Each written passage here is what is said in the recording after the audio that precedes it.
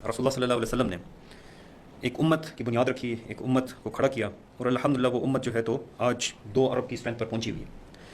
और ये उम्मत की पहचान जो थी इंतहाई डिस्टिंक्ट किस्म की पहचान थी और इसमें जो मैं कहूँगा अगेन एक सेंस ऑफ राइचियसनेस, एक सेंस ऑफ मैं कहूँगा अगेन जो ये ब्रदरहुड था, बहुत ही स्ट्रॉन्ग, बहुत ही स्ट्रॉन्ग। क्या मुसलमान तारीख़ के अंदर खाली जो है तो एक मुसलमान बहन की चुनरी चादर पूरे के पूरे इलाके को जो है तो देखता कर देना, गुस्से से भर देना, ये कैसे हो गया?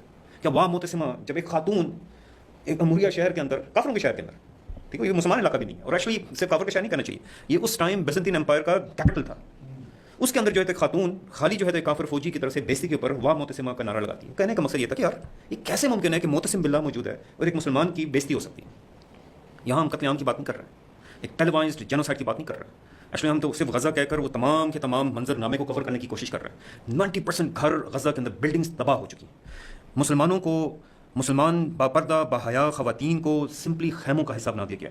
हर कुछ दिनों बाद इसराइल जो है तो कहता है ये अब मेरा फौजी अमलदारी का इलाका है, मिलिट्री जोन है, आप यहाँ से मूव कर जाएं। हर कुछ दिनों बाद ये पूरी खैमा बस्तियों को जो है तो शिफ्ट किया जाता है एक जगह से दूसरी जगह।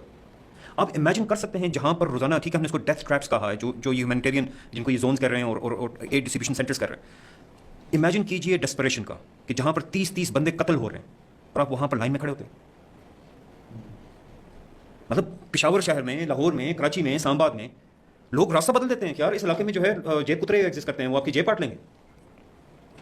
इमेजिन कीजिए डेस्परेशन को कि जहाँ पर 30-30 लाशें रोजाना गिर रही हैं, रोजाना, हफ्ते बाद, साल बाद की बात नहीं, रोजाना, और लोग लाइन में खड़े हो रहे हैं कि यहाँ से कुछ खाना मिल जाएगा।